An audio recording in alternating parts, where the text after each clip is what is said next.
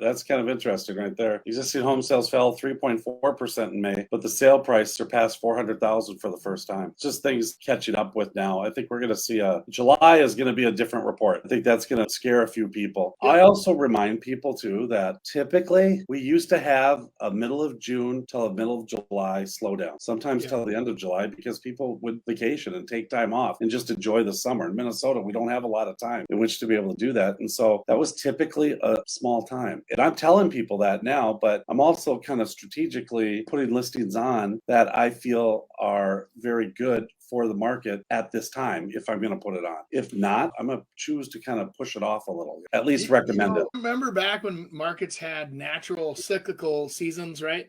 Super Bowl Sunday launches kind of the spring market, and it's over by May, guys. I mean, that hot spring market, that spring buyer, actually it's a winter early spring market. By now, the market's normally the dog days of summer. Between Memorial Day all the way to Labor Day, especially 4th of July, if you're listing your house right now, you're crazy historically, right? I mean, so it's like over the last several years, we've gotten numb to that because it's all stimulus, low rates. All of a sudden, nobody's buying a house, rates drop, and all of a sudden you got buyers looking in the middle of summer. So what's interesting to me is that as we go back to normal, you're going to see articles that exploit that information and say like, the sky is falling, careful, sell quick. And I think you're going to continue to see home sales fall because, Chris, who the hell is going to sell their house? I got a guy right now thinking about selling a house, a condo, $125,000 apartment style condo, right? Over in Robbinsdale. The payment's $325 a month for a 2-bedroom. How are you going to ever move out of that and move into even a rental? A 2-bedroom rental is going to be $1,500 a month. He'll never move. See, when people start looking at the facts, I think what happened was these low interest rates are seizing and locking up a ton of our marketplace, and they're not going to loosen up unless they absolutely have to get out of it. And if anything else, like I was talking to a couple last night, they were thinking about upgrading houses, and I said, hey,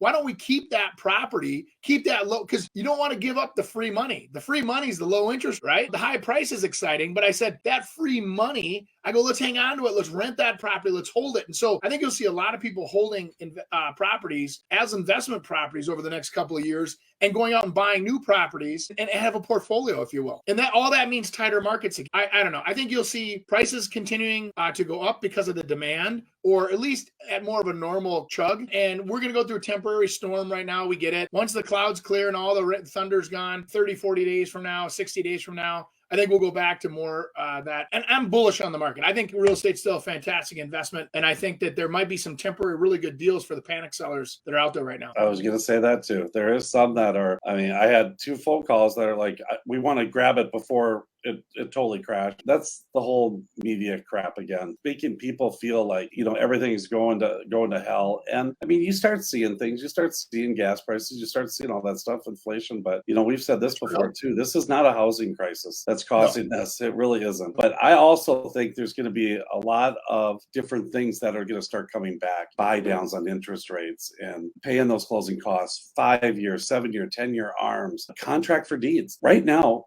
why wouldn't a seller do that? You have a due on sale clause, and what that means is that if you sell your house, you have to pay off your mortgage. But a lot of people still don't do that.